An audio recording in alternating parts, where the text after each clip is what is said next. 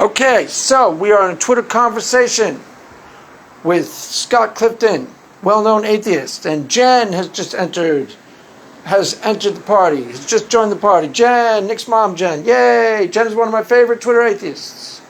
Is she my actual favorite? She's close to my. She may be my actual favorite. She's one of them at least. Now, before we start, Jen is a nurse, so Jen can tell you for a fact that there is such a thing as a placebo effect. And you know this too, Scott Clifton. What is a placebo effect? A placebo effect is where the subjective meets the actual. It's real enough to someone that it becomes real. Or it works because you believe it's going to work. If you hand me a morphine pill and say, "This is morphine, Craig, I promise." I say, my head hurts, You say, "This is morphine, Craig, I promise." And I believe you. Because as atheists, you're always on it. I thought that was fun. All right, never mind. Because atheists never lie. I'm like, "You're an atheist, right? Okay, then this has got to be factually correct that this is morphine." So I take it, and lo and behold, it helps actually curb the pain a little. Why? Because I believe that it's will. We all know that's real. We all know that's a real thing. Now, one of the things you are doing, Scott, because, like Deconverted Man, your slip is showing a little. You are not in the proper epistemic relationship to the proposition God exists, which means you do a little bit of Deconverted Man. You break out in the highs. Can't be God, can't be God, can't be God. God exists. No, can't be possible, can't be, nah. You do a little bit of it. Honestly, I watched the back and forth between you and Story of the Cosmos, and you are more responsible for the confusion there than he is. You're both responsible a little, but you more than him. And you've said a couple of things to me that I labeled absurd, and they were. Because you didn't recognize what you were actually saying to me. Why? Because you were jumping too much to the conclusion. You were viewing too much of what we are talking about through the firmly wedded presup, the firmly welded to your heart and mind presupposition that there is no way on earth that this is God, period. Because God doesn't exist. It's impossible to be that this is God. Impossible that this is God. Impossible that this is God. And that's clouding your judgment of how this conversation is playing out. So what you are, I'll show you, because you literally have said things to me that are completely false. That make sense to you, but are completely false. How ironic is that? Honestly, you have.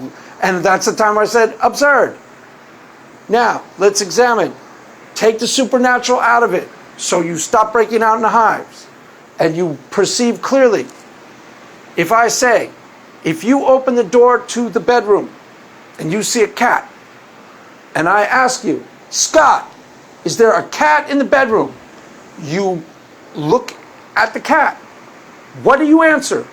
Yes. How do you know, Scott? I'm seeing it directly. I'm experiencing it directly. I see it with my eyes. It's right there. You are 150% justified for believing there is a cat in the bedroom. Full stop. You don't need to provide any further justification.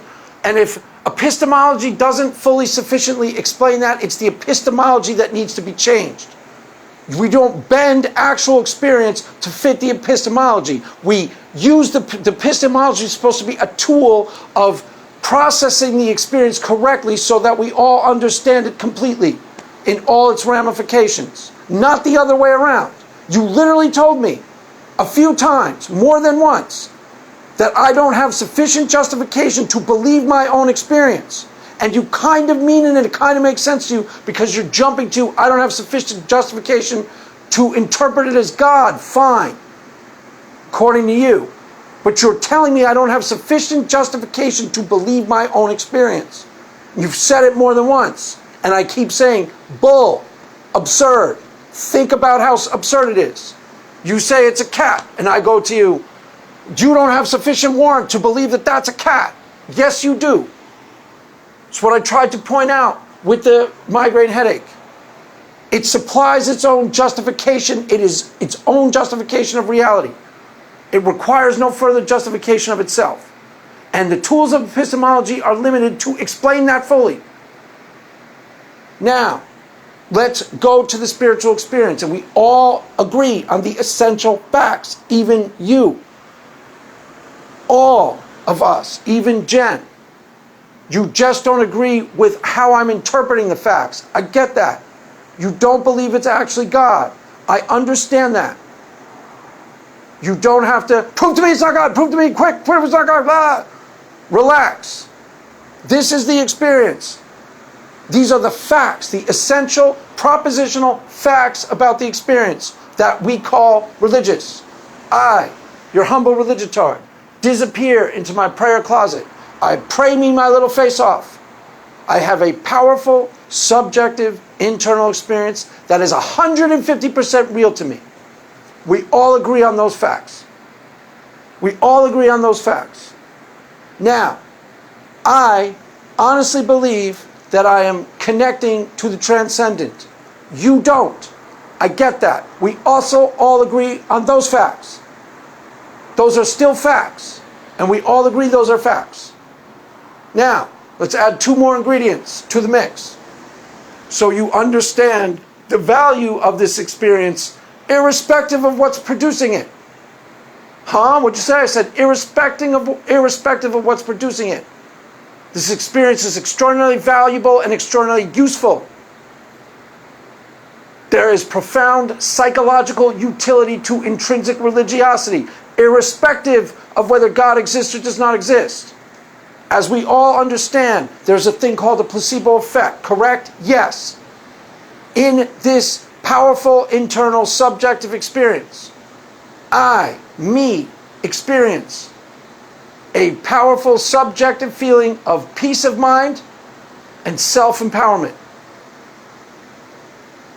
By virtue of the fact that I subjectively experience peace of mind, guess what? I actually experience peace of mind. Also, guess what? Irrespective of whether God exists or does not exist. Full stop. These are all facts. By virtue of the fact that I experience subjectively, and I report to you, a powerful subjective experience of self-empowerment, guess what? I actually experience a powerful experience of self-empowerment. Full stop. These are all facts. You say, that's just a placebo effect. Great. Placebo effects work. That's just a placebo effect, Craig. That's just crazy Craig taking his placebos, taking his religious placebos. Great. Placebo effects work. Okay, but you haven't proved God. I'm not trying to prove God. Yet. I'm not trying to prove God. Yet. Do you like how I say yet? Yet. I'm not trying to prove God. Yet. Yet. We'll get there.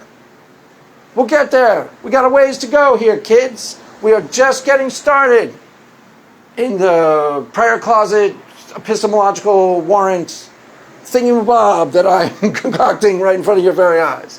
Yes, this is what I call this particular argument for God. What do you call it, Craig? I call it the prayer closet, epistemological warrant thingamabob.